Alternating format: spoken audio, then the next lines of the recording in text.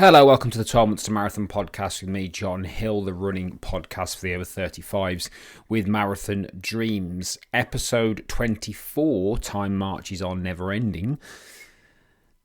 End of year review. Now, the reason why I'm going to do an end of year review now, even though it's the 19th of December as I record this, is because the next couple of weeks are perhaps going to get a little bit nuts. Am I going to do a podcast next week and the week after? Maybe. But let's see, shall we, with it's all getting a bit crazy. Because I'm going away for Christmas. That's what's going on with me at the moment. I'm going to Poland. My in-laws are Polish, so I'm going to Poland for Christmas. I'm going to be sort of involved and working and stuff like that because I can do that. But yeah, I'm going to be out and about and celebrating Christmas there for the first time ever with my family. So that'd be pretty cool. And I'm currently into week 4 of marathon training, so I'm halfway through that as I record. This training's going really, really well. Done some really, really good intervals, which is normally my nemesis, just finding that pace and that threshold, because running fast is hard. And there is going to be probably a podcast on this one, but running fast is hard. And when you're marathon training for a sub 3, you do a lot of fast running. And the more you do, the more you can do. And I'm finding that. So I'm really, really pleased. So, end of year review. So I did this in my running community, and I'm going to do it with you guys in a quick bite-sized chunk. And I want to frame this first by saying that the most important thing for you to start with at the end of a year, or at the end of any journey or significant timeline, is to really think about your actual progress, not your ideal. Now, I've been in the fitness weight loss game for years and years and years.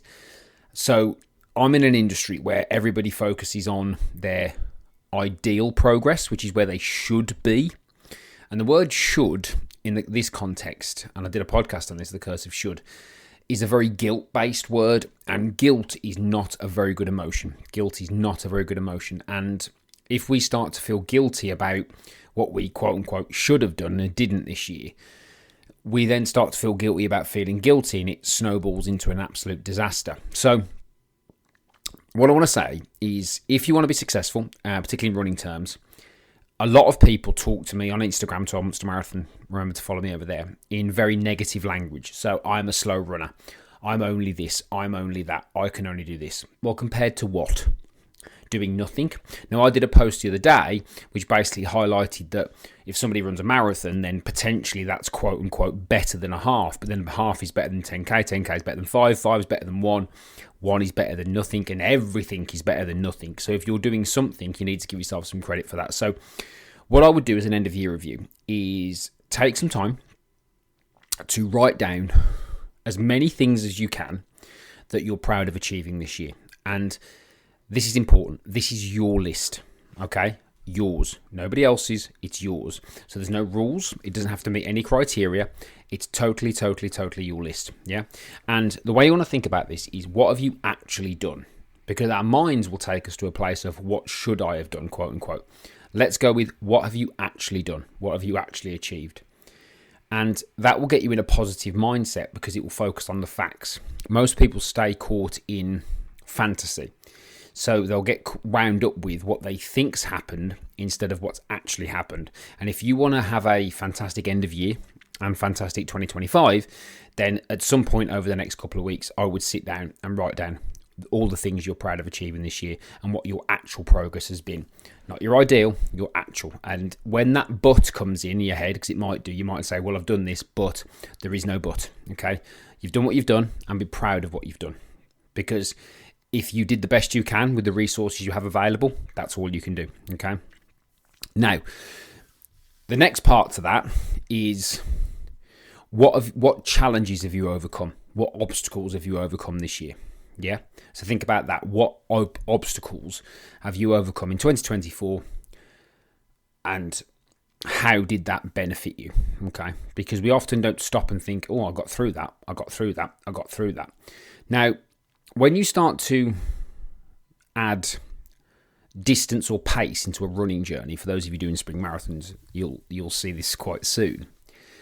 With every single run you do that you thought you couldn't, or you were scared of, you build what I call resources. So say, for example, I did a 10k and I did a 10k in 50 minutes, hypothetical, right? Now, that tells me that I can do a 10k in 50 minutes. So the fear of a 10k has gone, and the fear of a 10k in 50 minutes has gone because I've done both those things. So what I'm doing is building resources. If I say, right, I'm going to run the fastest mile that I could, if I was doing, say, an interval session and I did that fast mile, then I've conquered the fear of running that fast mile. So in life, and you can do this with your life as well, you don't need to just worry about running, is what challenges have you overcome? Because those challenges you've overcome are going to build resources mentally. And you have to remember that. Because when things get tough, because they will, particularly those of you guys who have got spring marathon coming up, particularly you guys who are doing the big two in the UK here, Manchester and London, because your training starts 6th of Jan for a 16-week program. And of course, because you listen to this podcast, you are following a 16-week program. Then you are going to be into a place soon where you're going to be coming into a lot of adversity. Weather, training when it's not ideal. Yeah, you're going to have to face those sort of challenges. And to overcome those challenges, you need resources. And the resources come from the doing. So there's no such thing as confidence in terms of running. There's only competence. And you get confident by being competent, which means you get confident by running more and becoming competent as a runner. So you then get confident. So write down all the challenges you overcome. Next, what you want to do is write down your big goals. Now, most of you listening to this will have some kind of race, I would assume, coming up over the next 6 months. Even if you haven't, you might have a big goal. I speak to people all the time who want to do their first 5K. I speak to people all the time who want to start a running journey. And trust me, as somebody that started a fitness journey many years ago, that's as hard as anything else. So what are your big aspirations for next year? What are the old big, hairy, audacious goals they used to be called, yeah? What are those goals for next year? Okay, and just write them down. And don't be scared of setting something that might scare you a little bit, and trigger you a little bit. Absolutely, why not? And then the final part to this is the whys. And this is so important. And I mentioned this on a previous podcast. These are the payoffs. These are the reasons why. Why is all this important? Why is achieving these things important? Why is running a marathon important? If we've spoken of a message, a question that I always ask everybody is, what are your main reasons for running a marathon? Because I want to know what your drivers are. What is it that's going to really get you going? Because that's what gets you going. Because too many people, like we've talked about before, blame motivation. And motivation's not the issue. The issue is the why, and the issue is the payoff. And as the old famous quote from Nietzsche goes, when the why is strong, the how is easy. Okay. Now, if you have a spring marathon coming up, you should not be struggling with motivation. Because if that's not motivating you, especially if it's your first one, to get out and get moving, then I don't know what will. Okay, so really think about your whys.